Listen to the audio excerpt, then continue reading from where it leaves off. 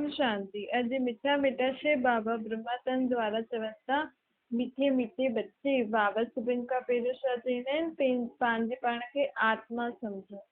मां आत्मा निराकार परमपिता परमात्मा जी संतान आहियां। परमपिता परमात्मा परे ते परे रहण वारो आत्माउनि जो पीउ आहे।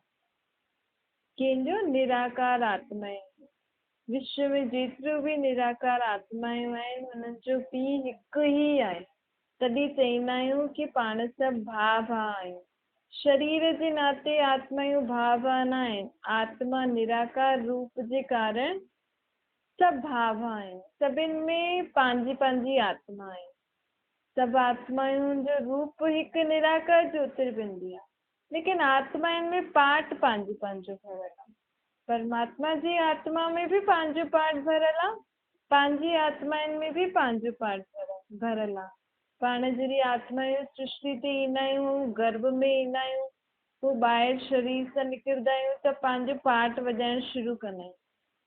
परमात्मा भी सृष्टि ते अची करे पार्ट वॼाईंदो आहे, लेकिन पंहिंजे शरीर में न, ब्रह्मा जे शरीर में अची करे पार्ट वॼाईंदो आहे। परमात्मा जो छा पार्ट आहे? हिन सृष्टि खे नर्क खां स्वर्ग ठाहियो।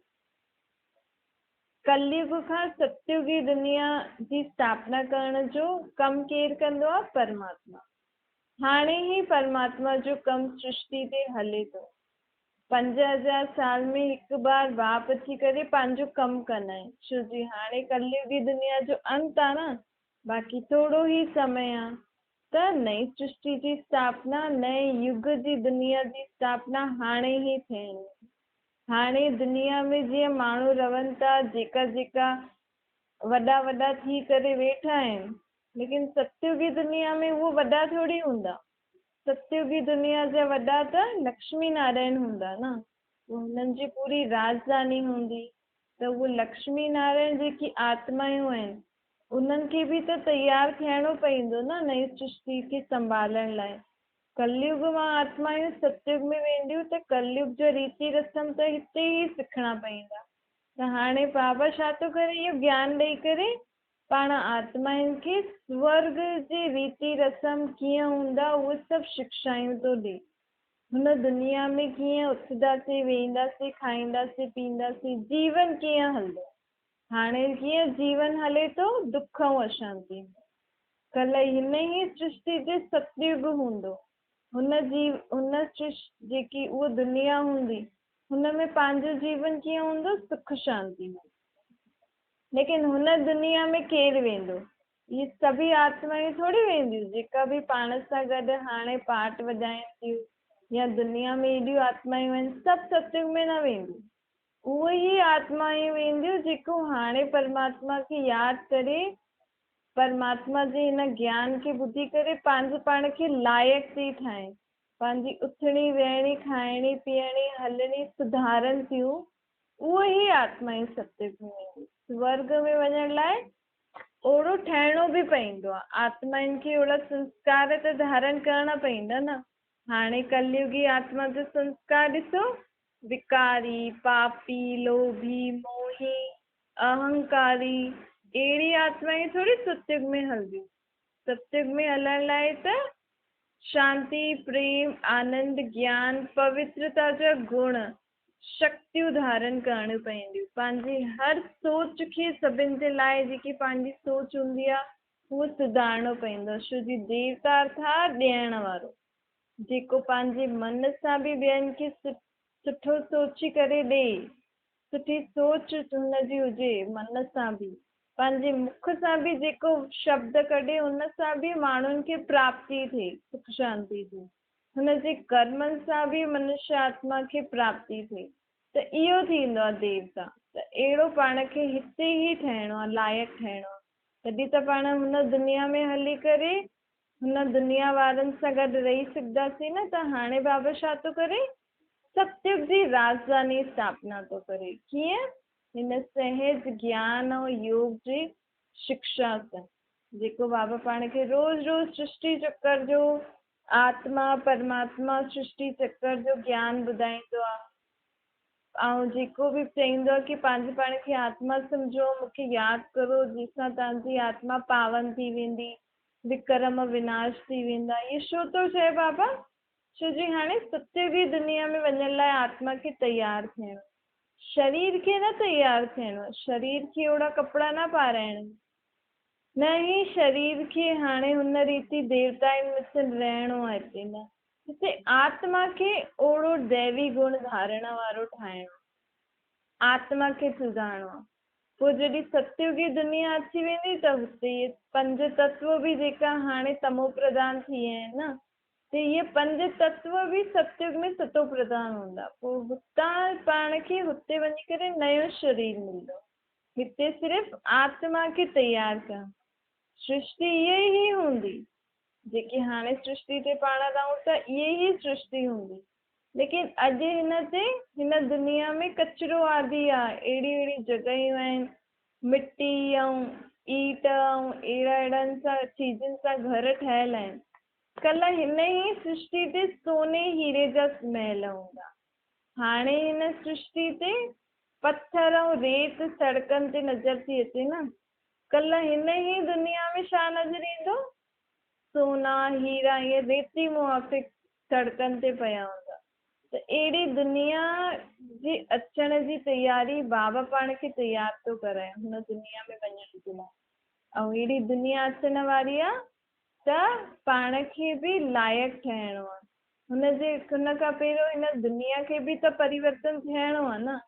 छोकी सभु हिन समय त सृष्टि ते एॾी सारी धर्म जी आत्माएं, कल्ह सिर्फ़ु हिन सृष्टि ते हिकु ई धर्म जी आत्माएं, कहिड़ियूं? देवी देवता धर्म जी आत्मा। कोई देवी देवता धर्म जी आत्मायूं मथे अलॻि सां न रहंदियूं आहिनि जो उहे सृष्टि ते ईंदियूं, पाण ई आत्मायूं असल में देवी देवता धर्म वारी आहियूं। पाण पंहिंजे पाण खे भुलिजी विया आहियूं। हाणे पाण खे ई बाबा वरी खां जगायो अथई अची करे कि तव्हां ई देवी देवता हुयो। ॾिसो पाण ई त देवी देवता खे यादि था करो न, हुननि जे मंदर आदि में वेंदा आहियूं, सुख शांति जी कामना कंदा आहियूं। ॿिया धर्म वारा छो न देवी देवता खे था मञनि? पाण छो था वञूं? छो जो पाण हुननि सां गॾु उहे सुख ॾिठा आहिनि। त बाबा चए थो हाणे तव्हां ई आत्मायूं जेकी देवी देवता धर्म वारी आहियो, तव्हांखे ई सुधरणो अथव। पोइ तव्हांखे ई कल्ह वञी करे हुन दुनिया में ओड़ो पार्ट वॼाइणो अथव। जे कोई एक्टर हूंदो आहे उहो हिकु मूवी में कहिड़ो पार्ट वॼाए, ॿिए मूवी में कहिड़ो पार्ट वॼाए, टे में कहिड़ो, त बसि कपिड़ा बदलंदो आहे न, इंसान त उहो ई हूंदो आहे। त हिते आत्मा त उहो ई आहे, लेकिन इहे शरीर रूपी कपिड़ा चेंज हूंदा। आत्मा त पंहिंजी उहो ई आहे न। हाणे आत्मा कहिड़ो पार्ट थी वॼाए? असुरनि जहिड़ो, कूड़ पाप विकार आदि में वञणु, इहे सभु कंहिंजो कमु हूंदो आहे? असुरनि जो। हाणे ताईं पाण असुरी स्वभाव संस्कार असुर ठही करे पाठ था वॼायूं शरीर सां। हाणे पाण खे बाबा असुर खां देवता थो ठाहे, दैवी गुणनि जी धारणा कराए। त बाबा चए थो आत्मा त तव्हां ई हूंदव, लेकिन हाणे तव्हां पंहिंजे पाण खे पंहिंजे अंदरि दैवी स्वभाव संस्कार धारण करो। मां जीअं तव्हांखे चवां थो उहो कमु कंदा वञो त तव्हां में दैवी स्वभाव संस्कार धारण थी वेंदो। पोइ कल्ह वञी करे तव्हां सतयुग में ओड़ो शरीर रूपी कपिड़ो पाए करे पोइ उहो पार्ट वॼाइजो। ॾिसो कोई बि मूवी में पार्ट वॼाइणो हूंदो आहे कहिड़ो बि, त हुन खां पहिरियों हुन जेको पार्ट वॼाईंदा आहियूं हुनजी प्रैक्टिस करणी पवंदी आहे न, तॾहिं त हुन मूवी में ओड़ो पार्ट वॼाए सघंदासीं पाण। त हाणे पाण खे बि बाबा छा थो प्रैक्टिस कराए? देवी देवता कीअं हूंदा, देवी देवता कीअं ॾिसंदा, कीअं खाईंदा, कीअं पीअंदा, कीअं हलंदा, कीअं हिक ॿिए सां व्यवहार में ईंदा, संबंध में ईंदा। जी उहा त दुनिया हूंदी न, हुते कोई सन्यासी धर्म थोड़ी आहे, हुते त प्रवृत्ति मार्ग आहे। घर गृहस्थ हूंदो लेकिन पवित्रता मुख्य हूंदी। सभु संबंधी आदि, दुकानदारी आदि, दुनिया आदि सभु हूंदा, लेकिन पवित्रता सुख शांति हूंदी। त हुनजी प्रैक्टिस हाणे पाण खे करणी आहे कि हुते वञी करे असां कीअं पार्ट वॼाईंदासीं। त बाबा हाणे संगम युग छो आयो आहे? पाण आत्माउनि खे नयो पार्ट वॼाइण लाइ तयारु करणु आयो आहे। कंहिंखे? आत्माउनि खे। वो शरीर तो हुते पाण ई पाण श्रृंगार, उते जेको बि हूंदो उते श्रृंगार वो शरीर पाण श्रृंगारदासीं। हुते तत्व आदि भी सुतो प्रदान हूंदा, फल फ्रूट जीव जंतु आदि सभु सुखदाई हूंदा। पोइ हुन खां पोइ त्रेता युग में राम सीता जो राज्य ईंदो। पहिरियों हाणे कंहिंजो राज्य ईंदो? लक्ष्मी नारायण। हुनजी 8 गद्दियूं ईंदियूं। पोइ हुन खां पोइ राम सीता जो राज्य हूंदो, हुनमें 12 हुनजी गद्दियूं ईंदियूं।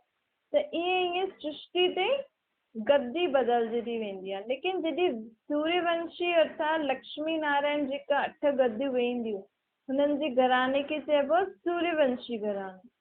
त उहे सूर्यवंशी घराने वारी आत्मायूं जॾहिं चंद्रवंशी अर्थात राम सीता खे राज्य ॾींदियूं त ख़ुशी ख़ुशी ॾींदियूं। लड़ाई झगड़े सां चंद्रवंशी सूर्यवंशी का राज्य न वठंदी। भई सतयुग बदिलियो त पोइ त्रेता युग में सूर्यवंशी घराना वारा चंद्रवंशी खे ख़ुशी ख़ुशी राज्य ॾेई सघंदा। पोइ वञी करे जॾहिं द्वापर युग शुरू थींदो आहे त द्वापर युग खां बि राजा ई त हलंदी आहे, लेकिन सृष्टि ते ॿिया धर्म बि अची वेंदा। हाणे दुनिया में केॾा सारा धर्म आहिनि। सतयुग में हिकु धर्म हुयो, त्रेता में भी देवी देवता धर्म हुयो, परंतु सूर्यवंशी का चंद्रवंशी थी विया छो जी आत्माउनि जी कला घटि थी वई न। द्वापर युग में दुनिया में ॿिया धर्म ईंदा, इस्लामी धर्म, बौद्ध धर्म, क्रिश्चियन धर्म, ये धीरे धीरे सृष्टि ते वधदा वेंदा। लेकिन त बि भारत में त राजा ई हल्दी, लेकिन जेकी सत्य त्रेता में जेकी राजाई में सुख शांति हुई, कोई लड़ाई झगड़ो न हुयो। द्वापर युग खां जेकी राजाई हल्दी त दुख शांति अपवित्रता हूंदी ऐं हिक ॿिए खां राज छीनदा लड़ाई करे। त इहे सभु द्वापर युग खां शुरू थियो आहे लड़ाई झगड़ो। त बाबा चए थो हाणे मां तव्हांजे लाइ कहिड़ी दुनिया स्थापन करण आयो आहे जिते राजाई भी हूंदी, लेकिन महाराजा महारानी प्रजा दास दासियुनि खे हीअं न ॾिसंदा कि हीअ मुंहिंजी दासी आहे, हीअ नंढे घर जो आहे, हीअ प्रजा आहे, हीअं उते नज़र न हूंदी। हुते सभिनि जी आत्मिक दृष्टि रहंदी कि असां सभु आत्मायूं हिते पंहिंजो पंहिंजो पार्ट था वॼायूं। सभु तरीक़े जा माण्हू हूंदा न, लेकिन कोई भेदभाव न हूंदो, कोई ऊच नीच न हूंदी। ये भेदभाव ऊच नीच द्वापर युग खां जॾहिं दुनिया में विकारनि जी प्रवेशता थी, तॾहिं इहा भेदभाव ऐं ऊच नीच जी दृष्टि ऐं जॾहिं धर्मनि जी वृद्धि थी। अॼु माण्हू हर हिक खे धर्म जे हिसाब सां ॾिसंदो आहे न। भई इहो मुस्लिम धर्म जो आहे, इहो सिख धर्म जो आहे, इहो कारो आहे, इहो गोरो आहे, इहो वॾे घर जो आहे, इहो नंढे घर जो आहे। सत्य त्रेता में अहिड़ी दृष्टि न हूंदी। कहिड़ी दृष्टि हूंदी? आत्मिक दृष्टि हूंदी। सभिनि जे सभु हिक ॿिए खे आत्मिक रूप में ॾिसंदा त आत्मा आत्मा त सभु भाई भाई हूंदी आहे न। शरीर खे ॾिसण सां इहो थींदो आहे पंहिंजा धर्म कारो गोरो ऊच नीच नज़र ईंदो आहे। भई कंहिंखे सुठा कपिड़ा पातल आहिनि, कारिन में थो घुमे, वॾे वॾे घरनि में थो रहे त इहो वॾे घर जो आहे। कहिड़ो नंढे घर में थो रहे, साधारण कपिड़ा थो पाए त उहो नंढे घर जो आहे। इहे कीअं पतो लॻंदो? जॾहिं शरीरनि खे ॾिसंदो आहे। अगरि पाण हिक ॿिए जी आत्मा खे ॾिसूं त हीअं सम्झ में ईंदो भई इहा आत्मा मुस्लिम धर्म वारी आहे, सिख धर्म वारी आहे, या इहा कारी आहे या गोरी आहे, ईअं थोरी नज़र ईंदो। आत्मा जो त निराकार रूप ई हूंदो आहे, ज्योतिर्बिंदी। परमात्मा बि ओड़ो ई ॾेखारे में ॾींदो आहे। परमात्मा खे बि पाण हिन अखियुनि सां न ॾिसी सघंदा आहियूं, आत्मनि खे बि न ॾिसी सघंदा आहियूं। भई माण्हू चवंदा आहिनि असांखे भॻवान जो दर्शन थिए, साक्षात्कार थिए, पर बाबा चए थो मां त बिंदी आहियां। बिंदी जो साक्षात्कार तव्हांखे थींदो त तव्हांखे कुझु सम्झ में थोरी ईंदा। बाक़ी सभु देहदारी जेका आहिनि उहे त देवी देवता आहिनि न, गुरू आदि आहिनि। मुंहिंजी देह ई न आहे। मां भॻवान त निराकार ज्योतिर्बिंदी आहे न। त साक्षात्कार सां कुझु बि न थींदो आहे। भॻवान ॾिसी वञे, अगरि तव्हांखे बिंदी बि नज़र अची वञे उन सां छा थींदो? तंहिंखां त भॻवान खे हुनजे ज्ञान सां पहचानबो आहे। हाणे जेकी पाण खे सम्झ मिले थी, अॼु खां पहिरियों असांखे कंहिं हीअं थोरी कंहिं सत्संग में गुरू आदि शिक्षा ॾिनई कि तव्हां आत्मा आहियो, पंहिंजे पाण खे आत्मा सम्झी करे हलो, शरीरनि खे न ॾिसो, परमात्मा मूंखे निराकार भॻवान खे निराकार रूप में यादि करो। हाणे दुनिया ते स्वर्ग अचण वारो आहे, हुनजे लाइ तव्हांखे पंहिंजा संस्कार परिवर्तन करणा आहिनि। अहिड़ी शिक्षा पाण खे किथे बि न ॾिनी। छो जी सृष्टि कीअं चक्कर काटदी आहे, हिते हिन युग कीअं परिवर्तन थींदा आहिनि हिन सृष्टि ते, इहो ज्ञान सवाइ परमात्मा जे ॿियो कोई बि न ॾेई सघंदा। चईंदा न, तुंहिंजी गत मत तूं ई ॼाणे, तुंहिंजो कमु जेको थी उहो तूं ई ॼाणे, असां त न ॼाणे सघंदा आहियूं। त इहो ई भॻवान जो कमु आहे। कलयुगी दुनिया खे सतयुग में परिवर्तन करण जो जेको कमु आहे, उहो किथे रहंदो आहे, कीअं रहंदो आहे, कॾहिं सृष्टि ते ईंदो आहे, हुनजो यथार्थ नाम रूप छा अथसि, उहो भॻवानु स्वयं ई अची करे पाण खे पहचानींदो। भॻवानु स्वयं जॾहिं हाणे संगम युग ते कलयुग जो अंत सतयुग जो आदि जो समय हले थो न हाणे, त हिन ई समय ते अची करे भॻवानु पाण खे अहिड़ी परिचय ॾींदो आहे पंहिंजे बारे में कि मां ज्योतिर्बिंदी आहियां, मां अखंड ज्योतिर्बिंदी सूर्य मिसल न आहियां, मां त सिर्फ़ु छोटी सी बिंदी आहियां। मूं में सर्व शक्तियूं, सर्व ज्ञान, सर्व गुण आहिनि, लेकिन मां सूर्य मुआफ़िक तेजोमय न आहियां, मूं में तेज न आहे, मूं में शक्ति गुण ज्ञान जो तेज आहे, अर्थात मूं में इहे सभु चीजूं आहिनि।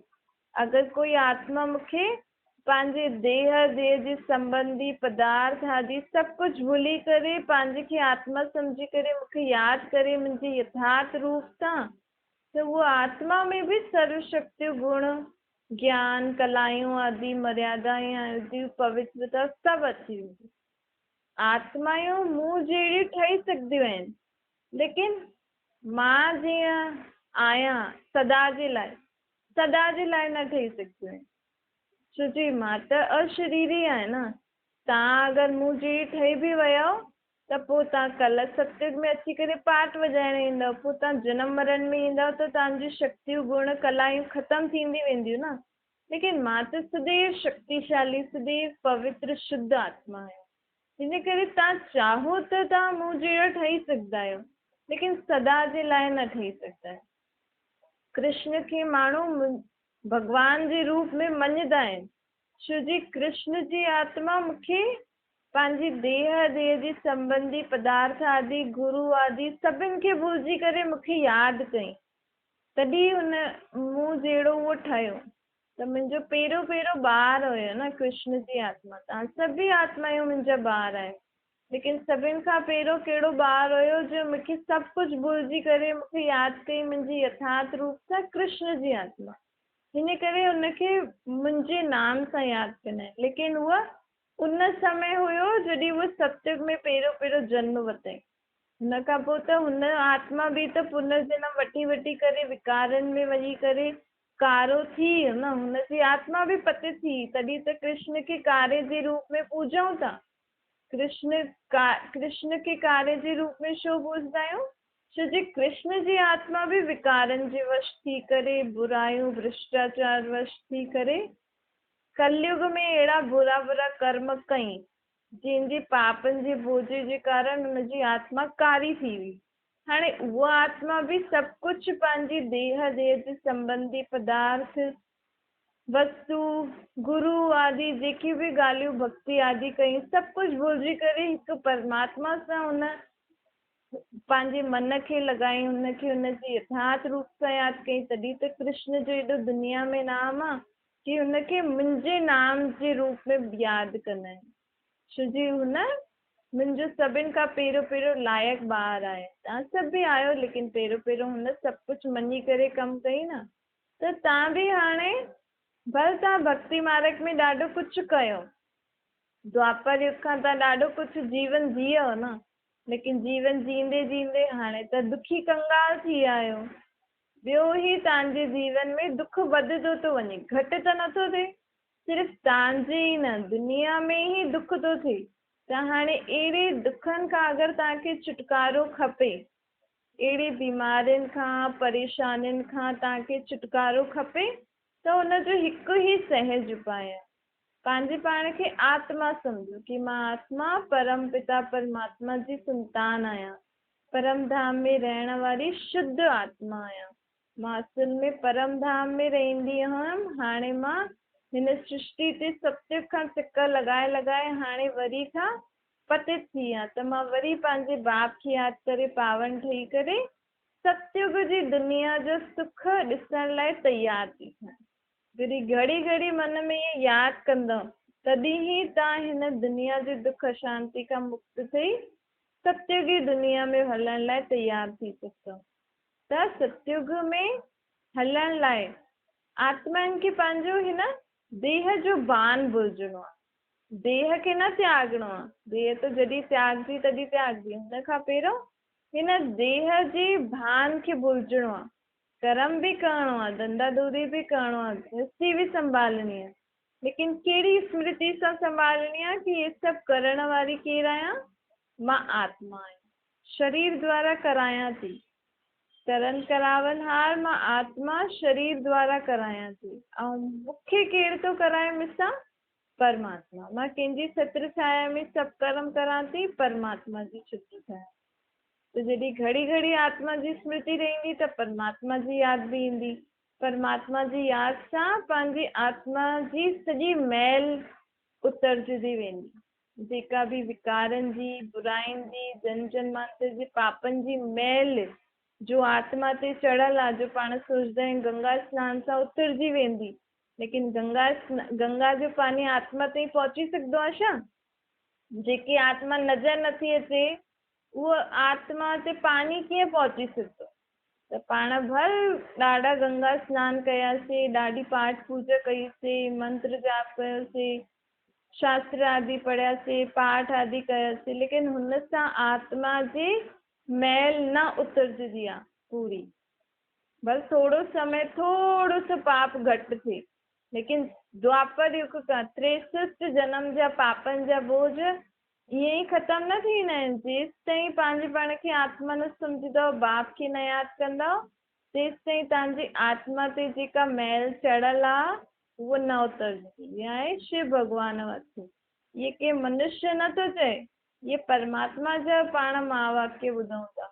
त हाणे पंहिंजे पाण खे पावन ठाहिणो अथव त घड़ी घड़ी इहे सोचो कि परमात्मा जी यादि सां मां छा थी थियां? पावन थी थियां। जॾहिं घड़ी घड़ी इहे यादि कंदा रहंदा त पाण आत्मा जी छा थींदा वेंदासीं? पावन थी वेंदासीं। ऐं पावन जॾहिं आत्मा थी वेंदी त पोइ पावन आत्मा ई परम धाम में वञी सघंदी आहे पंहिंजे बाप सां गॾु।